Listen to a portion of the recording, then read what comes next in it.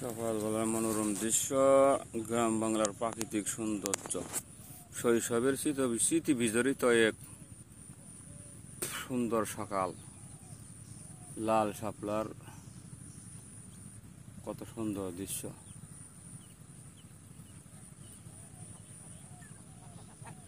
দেখার মতো ফুল, কত সুন্দর ফুলগুলো ফুটে রয়েছে, থোকায় থোকায় পড়ছে লাল শাপলা।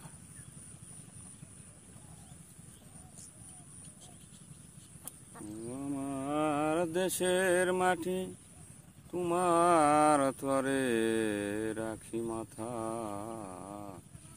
ও আমার সোনার বাংলা, আমি তোমায় ভালোবাসি